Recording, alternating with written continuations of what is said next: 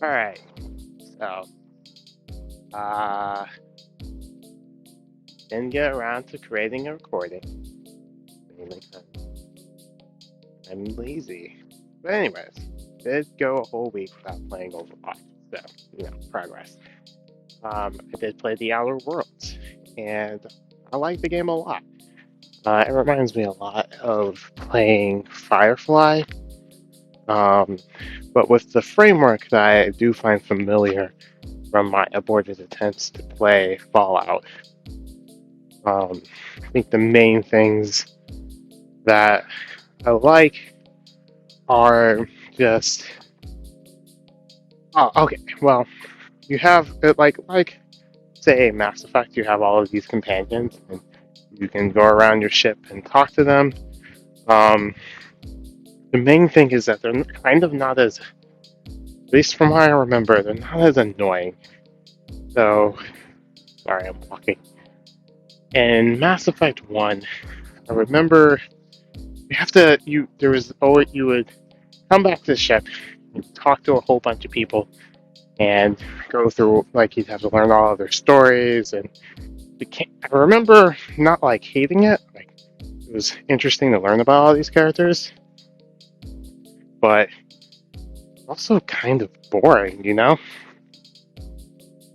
Like from like a game loop standpoint, it was finish the mission, come back, talk to everyone, listen to everyone's feelings.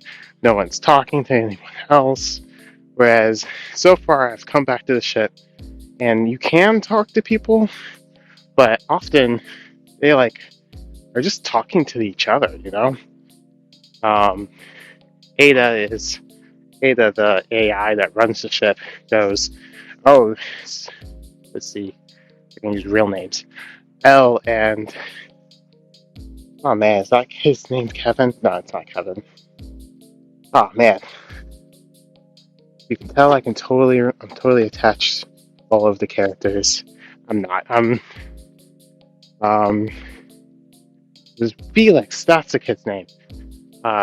Felix is new, and I haven't actually used him out in the field, and he has the least interesting character. Six companions. Woo!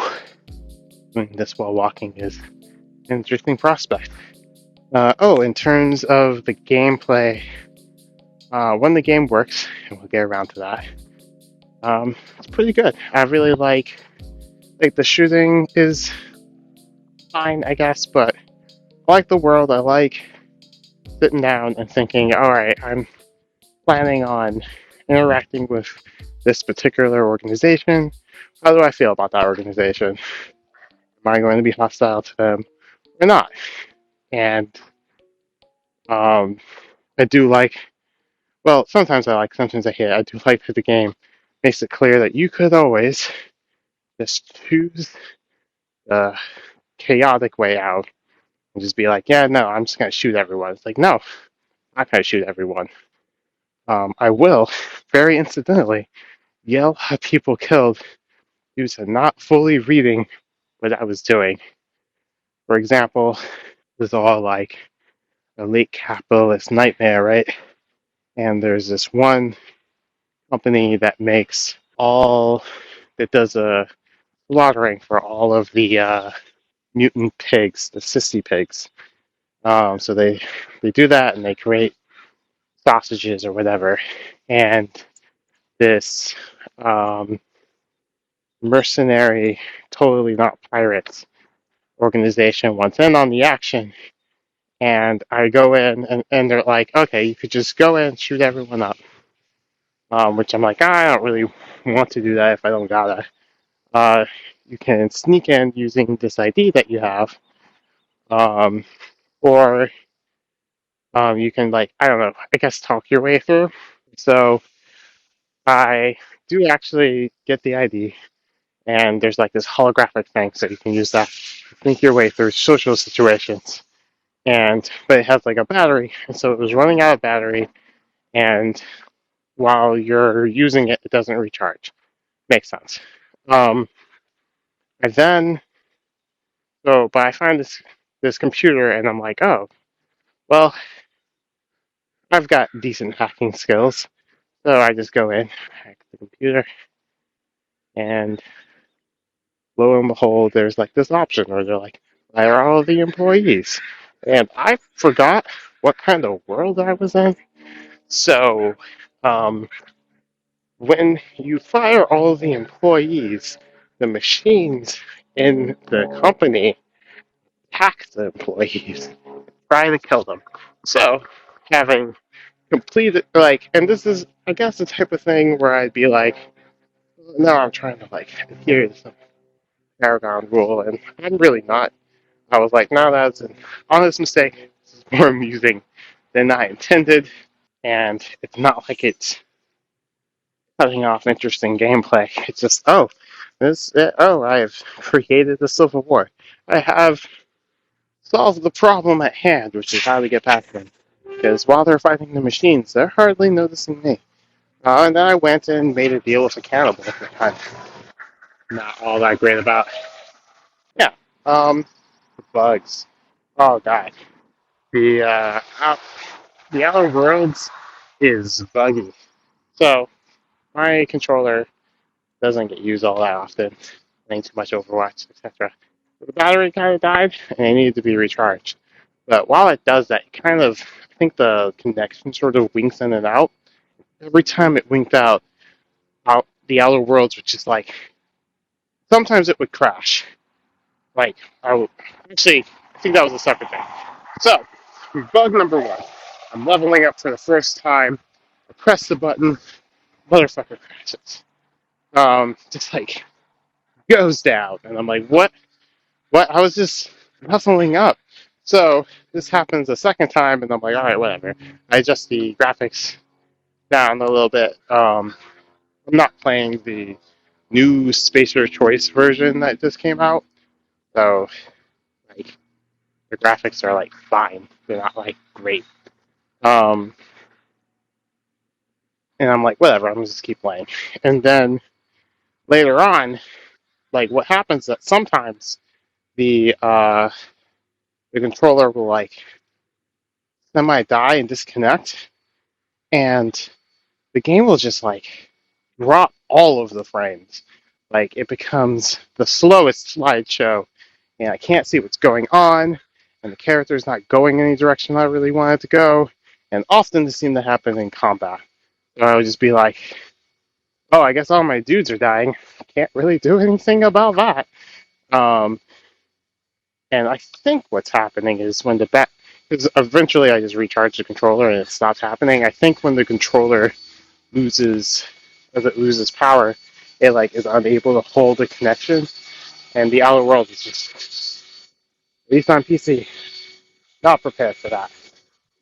Um, I suspect on Xbox, the Xbox will handles that connection, and the Xbox kind of says, yeah, no, the controller's going down. I'm just gonna pause things. The Outer Worlds, though, on PC is just like, nope, can't do this. And I'm playing with a controller mainly just because, like, more comfortable to play with a controller than a mouse and keyboard. Like, a mouse and keyboard is, like, higher paced and all that stuff. But due to the difficulty I'm playing and the difficulty I'm playing at, and, like, the fact that most of the time I'm persuading, lying, and intimidating my way through a situation, or hacking and getting towards a robot armies to solve the problem. I actually do a lot less shooting than I could do. So that's fun. I'm gonna start playing the game next week. I think the last thing I was doing was, so there's all these companion quests, and I just got the next story quest because I'm about somewhere between a quarter and a third of the way through the story. Got the next story quest to go to sort of the capital planet of this corporate colony. I don't really want to do that. I'm going to clear out some of these companion quests. Going to complete some of the companion quests. My favorite companion quest is Vivadi. She's actually the first companion that you can get. Um, and I did not know that I needed this that I wanted this until I got it. But in Mass Effect, you get a lot of romantic quests. Where there's like in Mass Effect One, you had two possible romantic interests, and later you just get more. And I actually find that one a little awkward to talk about with my significant other, and two with my wife, and two just like kind of tiring. Like I've kind of been there, done that. It's not fulfilling a need I actually have, but one, the Outer World doesn't have any romantic subplots, which people complain about, but again, like I've been there, done that. It's fine. Honestly, if I want to play a dating sim, I'll just play a dating sim. But in this one, you actually see two people hit it off, and it's like Roddy and the chief engineer on one of the space stations are just like vibing right in front of you, and it's kind of fun to you know elbow Pravati and be like, say more, or like you should ask her out. And I was like, oh, okay, cool. So we're on a quest to help that happen out, and I'm like, this is so much more fun than having like I'm helping. I'm not having to like deal with it myself. I guess what I'm saying is I would totally play a matchmaking game. But yeah, that's I'm gonna focus on that and some of the other companions who I might even mention next week. The newest companion was Nyoka. He's cool. He's like, what if Wanda Sykes were a badass hunter? Also, the thing I didn't know I wanted to see this week because I was supposed to come out with this video like Sunday of previous week. Oh, I should mention that. So I uploaded like an hour of Black Silence, which is an interesting non-choice. I'm gonna leave that up there. Much like the accidentally sending robots or robot horde on people, I'm just gonna leave up the weird black black silence thing. And next time, not have that happen. Oh right. So anyways, this week played a lot. I played a lot of Overwatch. I played uh mainly support because over the past I don't know, it annoys me that I seem to suck at support. And as I started playing, I was like, okay, I think the main problem is I play a lot of Ana, and Ana is not like my Ana needs to do more damage. It's usually the problem you have down in bronze is that you need to kill more people. Like that's the main way to it's two things. It's like depending on the role, there are like different things that you need down in bronze, and what you need to do as a tank is to like nibble at their space, like constantly be encroaching, but not so far as to require everyone's resources. So you need to be moderately aggressive. With DPS, you need to sort of force their attention. Like you also need to get kills, but like half the time it's just like, oh yeah, I'm gonna start taking flanks and like forcing them to like move and try and deal with me. And oftentimes that seems to help win games. Um, Sometimes definitively, but often just like combine that with the support. I was just like, what is the main problem here? What's wrong? Like my healing numbers aren't necessarily wrong, or right, and I'm not dying as often. So what is my problem? And I was like, oh well, I'm not killing people more. But I played a lot of Moira. She's easy to kill people with. I switched. I also included Baptiste, but like I just came off like a 3 game winning streak with Zen because I noticed that when I had a Zen on my team, like other characters just get deleted. And I don't remember Discord being that strong before. I remember like maybe before like you could manage the Zen a lot more. He was less broken, but I was like, all right, well I'm not good with Zen, but we'll play him. We'll see how it goes. At worst, I'll switch to Baptiste or Moira, and oh my god, we like ripped through the other team. And I was like, okay, that could be a fluke. I was like, maybe my team is really good. And then I did it again and again. So I'm not. I think Zen is broken, and I actually have anecdotal evidence of this. Whereas before I was like, yeah, I can see how theoretically he's being broken, but it's just like if you're a tank and there's a Zen and you don't have any way of mitigating uh, the Discord orb that's on you, then you're just gonna get deleted. All right. Anything else? I don't know. I don't really have any other things to talk about. Battle Worlds is good. It's buggy. Probably gonna take me like, in case I'm going, a month or so longer, 3 months to finish it. Um, I do feel like it isn't overwhelming me as much as Prey did. Because Prey definitely feel like I got about this far in Prey, and it felt like there was so much shit I had to do, and I wasn't sure which things did which, and like also I just that space station just kind of got on my nerves. Um, oh, and it was an immersive sim survival sim. But spent a lot of time just sort of like low on resources. Whereas in the other worlds, I've reached a point in the leveling where, at least for a while, my team can just sort of delete. Like, we go into a damage situation and they die, and I'm like, great. I didn't have to spend that much time thinking about it.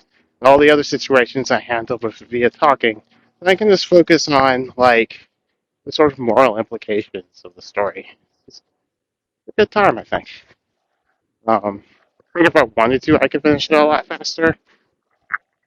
But I am finding it really hard not to do side quests.